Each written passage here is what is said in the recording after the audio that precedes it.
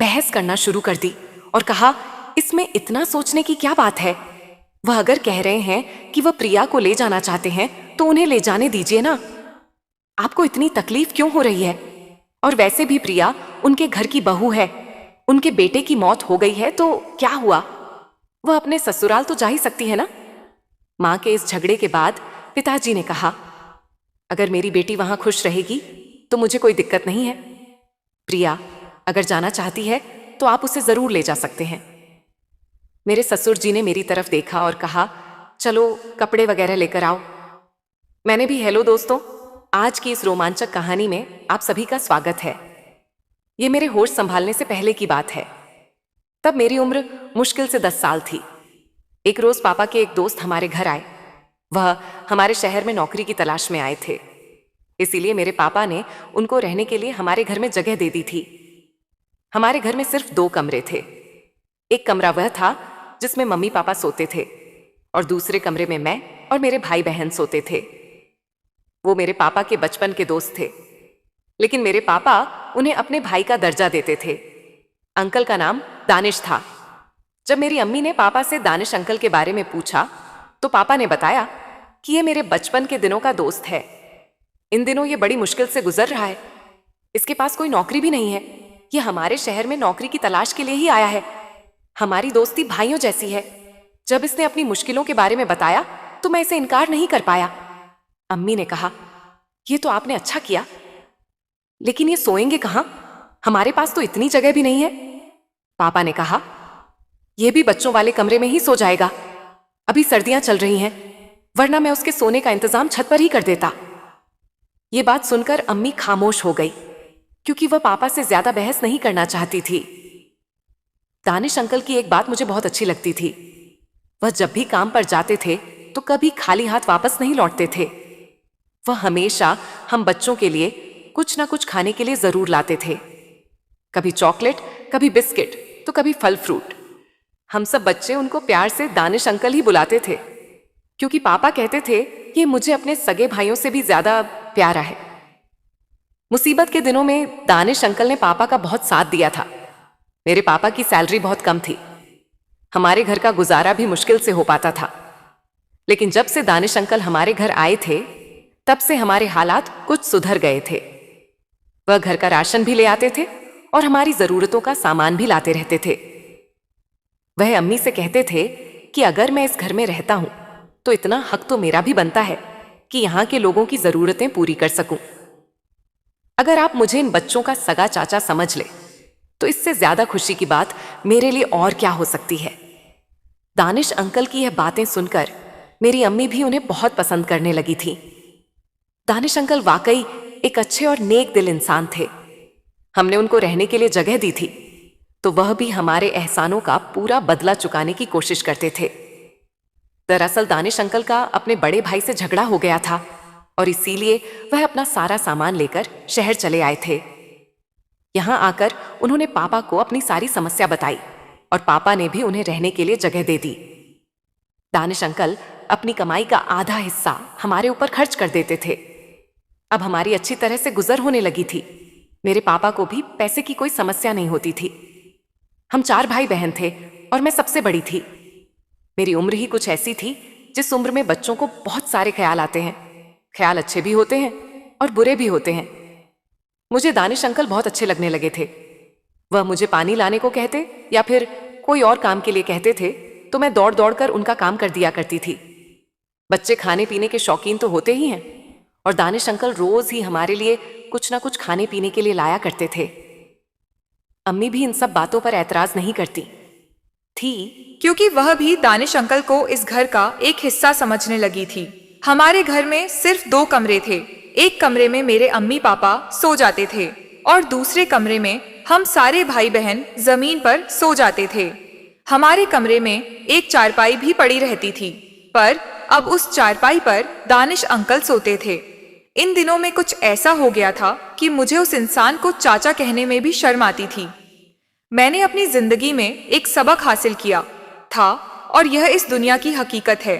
यहाँ अपने तो गैर बन जाते हैं, लेकिन कोई गैर कभी अपना नहीं बन सकता। सारे बच्चे दिन भर खेल कूद कर रात में जमीन पर बिस्तर लगाकर गहरी नींद में सो जाते थे। और मैं तो स्कूल जाने के अलावा अम्मी के साथ घर का काम भी किया करती थी, लिहाजा मैं तो और भी ज्यादा थक जाती थी। हम सबको रात में ऐसी गहरी नींद आती थी कि किसी बात का होश ही नहीं रहता था।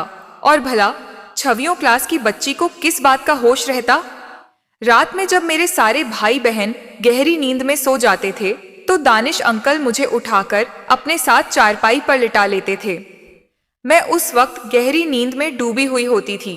अगर मैं कभी जाग भी जाती थी तो वह मुझे चॉकलेट या बिस्किट देकर फिर से सुला देते थे और कहते थे कि यह सब हमारे बीच की बातें हैं, तुम किसी और को मत बताना।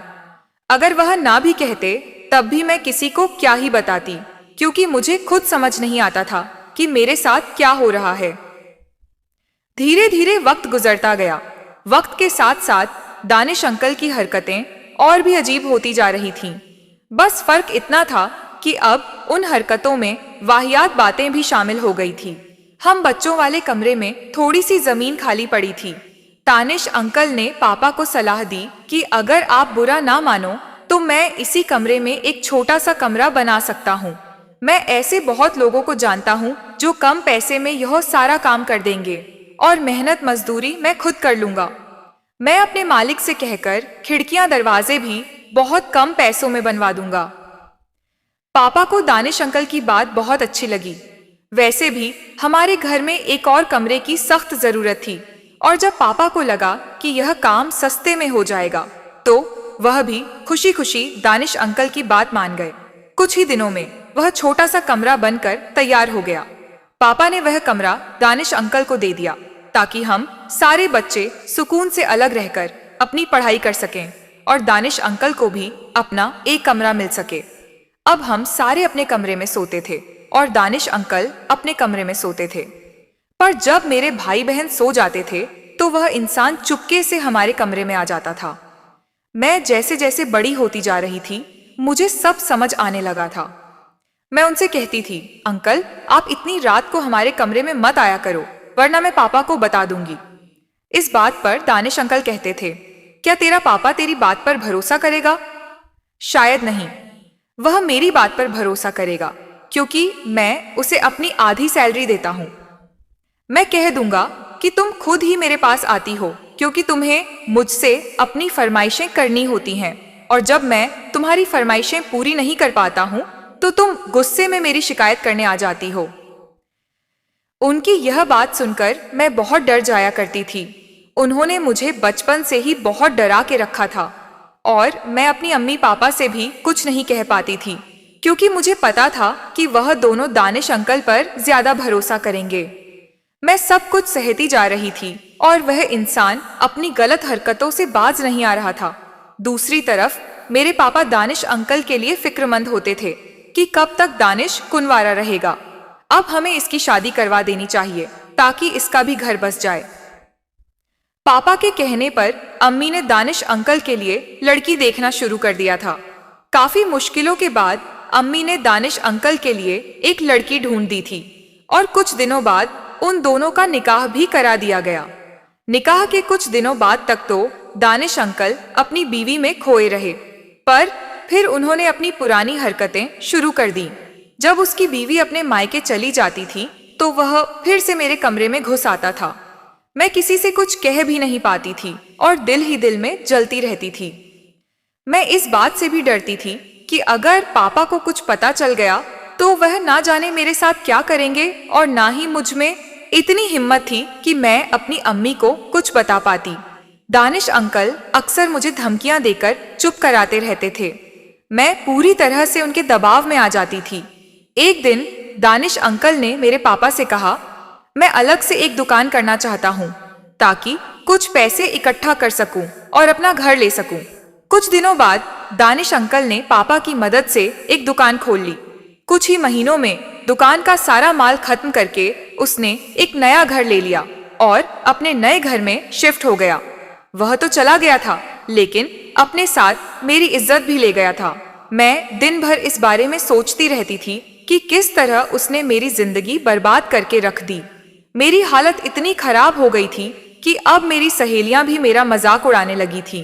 उनको लगता था कि मैं किसी के प्यार में पड़ गई हूँ और दिन भर उसी के ख्यालों में खोई रहती हूँ। लेकिन उनको क्या पता था कि एक दरिंदा मेरी जिंदगी को तार तार कर गया है। वो शख्स तो अब मेरी जिंदगी से जा चुका था, पर मैं इन यादों का क्या करती जो अब मेरे दिल और दिमाग में बस चुकी थी। मेरा सुनहरा बचपन एक काली परछाई बनकर रह गया था। मेरी सुनहरी उम्र मैली होकर निकल चुकी थी। मैं बस यही सोचती थी कि मैं कैसे इस गंदे इंसान को मौत के घाट उतार दूं। हालांकि यह काम मेरे बस का नहीं था, लेकिन मैं यही दुआ करती थी कि कब इस इंसान को मौत आएगी और मेरे दिल को सुकून आएगा। या तो इसका एक्सीडेंट हो जाए या फिर यह कहीं डूब के मर जाए। जब वह हमारे घर से चला गया तो मेरे दिल को थोड़ा सा सुकून आया। मैं अपने कजिन रिहान को बहुत पसंद करती थी, पर मैं यह भी जानती थी कि मैं उसके काबिल नहीं हूँ। एक अरसे तक मैं उसके प्यार के लिए तरसती रही, लेकिन मेरी बदनसीबी देखिए, जब वह खुद मेरा हो जाने के लिए तैयार हो गया तो मैंने उसे इनकार कर दिया। हमारे बीच मोहब्बत का कोई चक्कर नहीं था, लेकिन रिहान मुझे पसंद करने लगा था। इसलिए उसके परिवार वालों ने मेरे पापा से बात की थी। रिहान मुझे अपनी दुल्हन बनना चाहता था और उसकी दुल्हन बनना तो मेरा सबसे खूबसूरत सपना था। एक दिन रिहान ने मुझसे बात की और निकाह के लिए मेरी रजामंदी के बारे में पूछा। वह बोला, अगर तुम मुझे पसंद करती हो तो इस निकाह के लिए हाँ करना, नहीं तो कोई जबरदस्ती नहीं है। लेकिन एक बात, मुझे सच सच बताना, क्योंकि मैं झूठ बर्दाश्त नहीं कर पाता हूँ। अगर तुम्हारा पास्ट में किसी से संबंध रहा हो तो मुझे सच बता देना। रिहान की यह बात सुनकर मेरे सारे सपने छकनाचूर हो गए थे, क्योंकि मैं अपनी जिंदगी की बेशकीमती चीज खो चुकी थी, पर मैं उसको सच भी नहीं बता सकती थी। इसलिए मुझे अपने दिल पर पत्थर रखकर यही कहना पड़ा कि रिहान, तुम एक अच्छे इंसान हो, पर मेरा ख्याल छोड़ दो। मैंने कभी तुम्हें निकाह के नजरिए से नहीं देखा। मैं तुमसे निकाह नहीं करना चाहती, क्योंकि मुझे किसी और से प्यार है और यही मेरी सच्चाई है। मेरी बात सुनकर रिहान बहुत मायूस हो गया था, मगर मैं उसको नहीं बता सकती थी कि बचपन में मेरे साथ किस तरह का जुल्म हुआ है। मैंने रिहान के अलावा आज तक कभी किसी से प्यार नहीं किया था, पर यह सच्चाई मैं रिहान को नहीं बता सकती थी। आपको मेरी इस कहानी से यही सीख मिलेगी कि कभी किसी पराये मर्द को अपने घर में ना लाएं, क्योंकि बाहर का कोई भी मर्द आपकी बहन बेटियों को गलत नजर से ही देखेगा। आज के जमाने में हम किसी पर भी इतना भरोसा नहीं कर सकते। इसलिए आप सभी से गुजारिश है कि अपनी फैमिली का अच्छे से ख्याल रखें। रात गहरी होने के बाद ससुर जी ने मेरे कमरे का दरवाजा खटखटाया और मुझसे बोले, बहू, मैं बाथरूम में गिर गया था और मेरी कमर में बहुत दर्द हो रहा है। अगर तुम थोड़ी मालिश कर देती तो शायद मुझे थोड़ा आराम मिल जाता। मैंने उन्हें अपने बिस्तर पर लेटा लिया और धीरे धीरे उनकी कमर की मालिश करने लगी। पर इसके बाद जो हुआ उसकी आप कल्पना भी नहीं कर सकते, क्योंकि इसके बाद मेरी पूरी जिंदगी बिखर गई थी। हेलो दोस्तों, आज की इस अनोखी कहानी में आप सभी का स्वागत है। मेरी शादी के 5 महीने बाद ही मेरे पति का देहांत हो गया था और मेरी जिंदगी में ग्रहण लग गया था। मेरे पिताजी ने बड़ी मुश्किल से मेरी शादी करवाई थी, लेकिन 5 महीने के अंदर ही मैं फिर से अपने मायके वापस आ गई थी। मेरे मायके में मेरी माँ नहीं थी। जब मैं 10 साल की थी तभी मेरी माँ का देहांत हो गया था। इसलिए मुझे बहुत डर लगता था कि अगर पिताजी मुझसे कुछ कहेंगे तो मैं किसके आंचल में अपना मुंह छुपाऊंगी। माँ की मौत के बाद पिताजी ने दूसरी शादी कर ली थी और मेरी सौतेली माँ मुझसे बहुत नफरत करती थी, इसलिए मुझे और भी ज्यादा डर लग रहा था। मेरी सौतेली माँ अक्सर मुझे ताने देती थी कि पहले अपनी माँ को खा गई और फिर अपने पति को भी खा गई। अब यहाँ क्या लेने आई है? क्या हमें भी बर्बाद करके छोड़ेगी? यह सब ताने मुझसे बर्दाश्त नहीं होते थे, पर मैं और कर भी क्या सकती थी। मेरी जिंदगी ऐसे ही गुजर रही थी। फिर अचानक एक दिन मेरे ससुर जी हमारे घर आए और उन्होंने मेरे पिताजी से कहा कि वह मुझे फिर से अपने घर ले जाना चाहते हैं। मेरी सौतेली माँ ने तुरंत ही हाँ कर दिया, लेकिन मेरे पिताजी ने कहा, अब आपका बेटा इस दुनिया में नहीं है, तो आप मेरी बेटी को क्यों ले जाना चाहते हैं? इस पर मेरी सौतेली माँ ने मेरे पिताजी से बहस करना शुरू कर दी और कहा, इसमें इतना सोचने की क्या बात है? वह अगर कह रहे हैं कि वह प्रिया को ले जाना चाहते हैं तो उन्हें ले जाने दीजिए ना। आपको इतनी तकलीफ क्यों हो रही है? और वैसे भी प्रिया उनके घर की बहू है। उनके बेटे की मौत हो गई है तो क्या हुआ? वह अपने ससुराल तो जा ही सकती है ना। माँ के इस झगड़े के बाद पिताजी ने कहा, अगर मेरी बेटी वहां खुश रहेगी तो मुझे कोई दिक्कत नहीं है। प्रिया अगर जाना चाहती है तो आप उसे जरूर ले जा सकते हैं। मेरे ससुर जी ने मेरी तरफ देखा और कहा, चलो कपड़े वगैरह लेकर आओ। मैंने भी सोचा कि यहाँ रहकर सौतेली माँ के ताने सुनने से अच्छा है कि अपने ससुराल जाकर सुकून से रहूं। मैं ससुर जी के साथ वापस ससुराल आ गई थी। यहाँ पहुँचने के बाद मैं अपने कपड़े बदल रही थी कि तभी मेरे ससुर जी मेरे कमरे में आ गए और बोले, बहू एक कप चाय बना लाओ। मैंने जल्दी से अपने कपड़े ठीक किए और रसोई में जाकर चाय बनाने लगी और चाय बनाकर ससुर जी को दे दी। चाय पीते हुए उन्होंने मुझसे कहा, प्रिया तुम्हें पता है इस घर में मैं बिल्कुल अकेला हूँ। मेरा बेटा मेरी इकलौती संतान थी और तुम्हारी सास भी गुजर गई है। मैं इसीलिए तुम्हें यहाँ लेकर आया हूँ ताकि मुझे इस घर में अकेला ना लगे। मैंने कहा, पिताजी आप बिल्कुल चिंता मत करें, मैं भी तो आपकी बेटी की तरह हूं, मैं हमेशा आपके साथ रहूंगी। फिर ससुर बोले, मुझे पता है कि तुम मेरे साथ रहोगी क्योंकि तुम्हारी सौतेली माँ तुम्हें मायके में कभी शांति से नहीं रहने देगी। इसी तरह दिन गुजर रहे थे और हम दोनों एक दूसरे का सहारा बने हुए थे। 6 महीने बाद एक रात मैं अपने कमरे में सो रही थी कि तभी देर रात किसी ने मेरा दरवाजा खटखटाया। मुझे समझ आ गया था कि यह मेरे ससुर जी ही होंगे क्योंकि इस घर में हम दोनों के अलावा कोई और नहीं था और आधी रात को कौन दरवाजा खटखटाएगा। मैंने सोचा कि शायद पिताजी को कुछ जरूरत होगी, तभी देर रात यहाँ आए हैं। दरवाजा खुलते ही मेरे ससुर जी ने मुझे पकड़ लिया और बोले, बहू मैं बाथरूम में गिर गया था, मुझे बहुत दर्द हो रहा है, अगर तुम थोड़ी मालिश कर दो तो मुझे आराम मिल जाएगा। फिर मैंने उन्हें अपने बिस्तर पर ही लेटा लिया। मैंने उनकी मालिश करना शुरू कर दिया। कुछ देर तक मालिश करने के बाद मैंने नोटिस किया कि ससुर जी मुझे अजीब तरह से घूर रहे थे। यह देख के मैं थोड़ा सहम गई थी। तभी मैं बोली, ससुर जी क्या हुआ? आपको किस जगह पर ज्यादा चोट लगी है? अगर आप कहो तो मैं डॉक्टर को बुला दूं। इस पर ससुर जी ने कहा कि नहीं बेटा, तुम बस मालिश कर दो, इससे ही आराम मिल रहा है। उनकी अजीब सी बातें सुनकर मुझे अब और भी अजीब लगने लग गया था। फिर मैं बोली, ससुर जी आप यहीं मेरे कमरे में ही लेट जाइए। कमर में दर्द लेकर आप अपने कमरे तक कैसे जाएंगे? मैं आपके कमरे में जाकर सो जाती हूँ। मेरी बात सुनकर मेरे ससुर बोले, बेटा तुम मुझे इस हालत में अकेला छोड़कर चली जाओगी। अगर रात को मुझे बाथरूम जाना पड़ा या अगर मुझे किसी और चीज की जरूरत पड़ी तो मैं क्या करूँगा? इससे बेहतर है कि तुम यहीं सो जाओ। कुछ समय बाद मेरे ससुर उठकर मेरे पास आए और बोले, बहू मैं तुमसे कुछ कहना चाहता हूं, अगर तुम मेरी बात मान जाओ तो ही मैं कहूंगा। उनकी इस बात से मेरा दिल और भी ज्यादा बेचैन हो गया था। मैं चिंतित होकर बोली, बोलिए पिताजी। ससुर जी थोड़ा हंसकर बोले, आज की रात मैं तुम्हारे साथ बिताना चाहता हूं क्योंकि अब अकेले अकेले अच्छा नहीं लगता है। मेरी पत्नी के मरने के बाद मैंने सोचा था कि फिर से शादी करूंगा, पर जब बेटे की भी मौत हो गई तो फिर मैंने शादी के बारे में सोचा ही नहीं। पर जब से तुम वापस आई हो तब से मैं तुम्हारे प्यार में दीवाना हो चुका हूं। उनकी यह सारी बातें सुनकर मुझे बहुत असहज महसूस हुआ, लेकिन उनकी बात का विरोध करने की हिम्मत नहीं हुई। मैं अपने कमरे में ही सोफे पर लेट गई, लेकिन मुझे नींद नहीं आ रही थी क्योंकि मुझे बहुत डर लग रहा था। ससुर जी ने मुझसे कहा, बहू मुझे लगता है मैंने तुमसे कुछ गलत नहीं कहा। मैं चाहता हूं कि तुम मुझसे शादी कर लो ताकि हमारे रिश्ते को कोई गंदा नाम ना दे। तभी मैं हक्का बक्का होकर बोली, ससुर जी आप यह सब क्या कर रहे हैं? आप मेरे ससुर हो। ससुर का दर्जा में पिता के समान होता है और आप मुझसे शादी की बात कर रहे हो।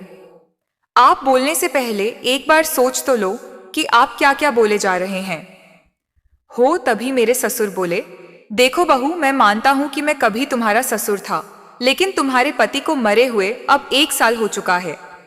जब मेरा बेटा ही नहीं रहा तो हमारे बीच में ससुर और बहू का रिश्ता कहाँ बचा है। मैं भी अकेला हूँ और तुम भी अकेली हो। हम पति पत्नी बनकर जिंदगी भर एक दूसरे का साथ दे सकते हैं। उनकी यह बातें सुनकर मेरा मन विचलित हो गया था। मैं आगे और कुछ भी नहीं बोल पाई। एक और सौतेली माँ के अत्याचार और दूसरी तरफ ससुर जी का यह अजीब व्यवहार। मैं तो इन दोनों के बीच ही फंस गई थी। जैसे तैसे रात बीती और अगली सुबह मैं अपने ससुर जी की बातों पर सोच विचार करने लग गई। ससुर जी का प्रस्ताव मुझे असंभव लग रहा था, लेकिन वास्तविकता मुझे कुछ निर्णय लेने पर मजबूर कर रही थी। फिर मुझे ख्याल आया कि मैं अपने पिताजी से जाकर बात करती हूँ, लेकिन यह सब बातें अपने खुद के पापा से करने की हिम्मत मुझ में नहीं हुई, क्योंकि मुझे पता था कि पिताजी से बात करने के बाद मेरी जिंदगी में और भी नई समस्याएं आ सकती हैं। इसलिए मैं उनके पास नहीं गई। एक दिन ऐसे ही शाम को फिर से मेरे ससुर जी ने मुझसे कहा, बहू, मैंने तुमसे कुछ गलत नहीं चाहा। मैं बस इतना चाहता हूँ कि तुम हम दोनों के सूने जीवन में खुशियां भर दो। मैं अकेले नहीं रह सकता और तुम भी कब तक अकेले रहोगी? तुम्हें भी तो पति की जरूरत सताती होगी। ससुर जी के मुंह से फिर से यह सब बातें सुनकर मैं तो अंदर से कांपने लगी थी और आगे कुछ बोल ही नहीं पाई।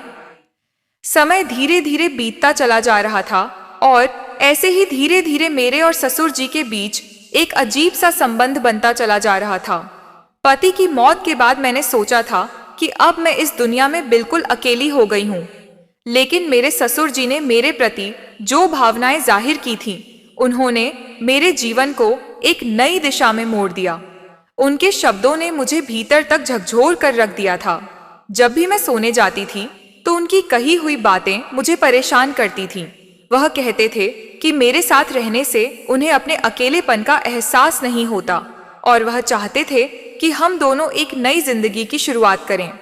उस रात की बातचीत के बाद मैंने खुद को बहुत असमंजस में पाया। मेरे मन में कई सवाल उठ रहे थे कि क्या यह करना सही होगा? क्या यह समाज के नियमों के खिलाफ नहीं जाएगा? लोग क्या कहेंगे कि पति के मरने के बाद अपने ही ससुर से शादी कर ली? लेकिन कहीं ना कहीं मेरे दिल में यह बात भी थी कि शायद सच में मेरे ससुर अकेलेपन से जूझ रहे हैं। मैंने बहुत सोच विचार के बाद उनसे बात करने का फैसला किया। एक रात मैंने ससुर जी के दरवाजे की कुंडी खटखटाई। उन्होंने दरवाजा खोला और मुझे देखकर थोड़ा हैरान हुए। मैं उनके कमरे में गई और बोली, ससुर जी, मैं आपसे एक बहुत जरूरी बात करना चाहती हूँ।